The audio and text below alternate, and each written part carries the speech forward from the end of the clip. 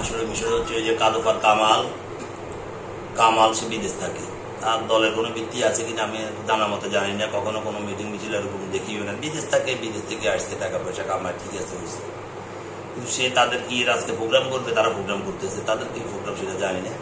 সে তার প্রোগ্রামের নাম বলে সে সদর দক্ষিণ থেকে, লাকসাম থেকে, নরপাড়ি থেকে এবং আরো নাঙ্গলপুর থেকেও তাল অ্যাঙ্গেলে যারা আছে কিছু লোক নিয়ে আসা, অতর্কিতভাবে 400-500 লোক নিয়ে আসা আমার ইউনিয়ন পরিষদের মধ্যে লাড়ি চড়া কেটে নিয়ে আমার ইউনিয়ন পরিষদে ঢুকতেছে। এমত অবস্থায় এই অবস্থা দেখিয়া আমরা মাইকিং করে সাধারণ জনগণ এসে তাদেরকে প্রতিহত করছে। সাধারণ জনগণ এসে তাদেরকে প্রতিহত করছে। তাদের খেয়াল ছিল আসলে একটা লুটপাট, বাজারটারে একটা উচ্ছৃঙ্খল করে বাজারটারে লুটপাট করার জন্য। আমরা স্বতন্ত্র থেকে নির্বাচন হয়েছি এবং জনগণের ভোটে আমরা নির্বাচিত হয়েছি।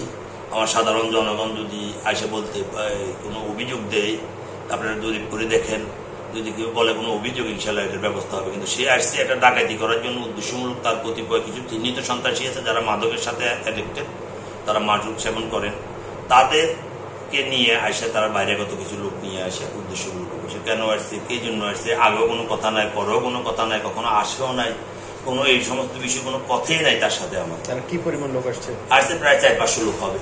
কি করছে আপনার কোনো আহত হয়েছে? ওরা আসছে আমার গান্ধাসি রাস্তার মাথা থেকে বাজারতে আপনারা সিসি ক্যামেরা পড়েছে দেখবেন, তারা দেশি কিছু অস্ত্র তাদের কমরে ছিল, কিছু অগ্নি অস্ত্র ছিল, এরপরে ডিব্বা ডুব্বা বোম তারা ফুটেছেন। এরপরে তারা আসার পথে কিছু দোকানপাট ভাঙচুর করছেন। এখান থেকে দাওয়া দেওয়ার পরে, মাইকিং করে দাওয়া দেওয়ার পরে, দাওয়া খেয়ে পশ্চিম বাজার গিয়ে আবার আমার বাড়িতে তারা ইট পাটকেল মেলাইছে। আমার কিছু থাই গ্লাস ভাঙছেন বাইরে থেকে ইট মেরে।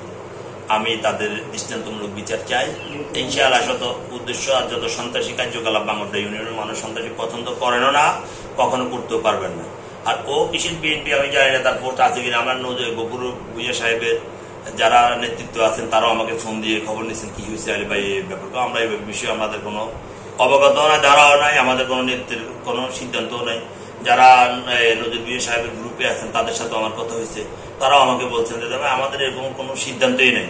তাহলে ওকে কেউ সন্ত্রাসী কার্যকলাপ করার জন্য উদ্দেশ্যমূলক করতে পারে। আপনারা আপনাদের মতো করে এখন গেছে, আমি থানায় ফোন জানাইছি, আমার ইউনিয়ন ম্যাডামরা জানাইছি।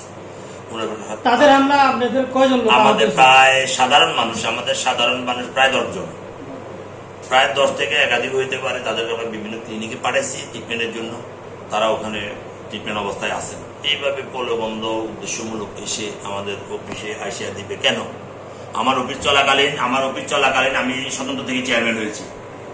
আমার অফিসে কোনো অনিয়ম বিন্দু মাত্র ইনশাআল্লাহ চুল পরিমাণ অনিয়ম বের করতে পারবেন না।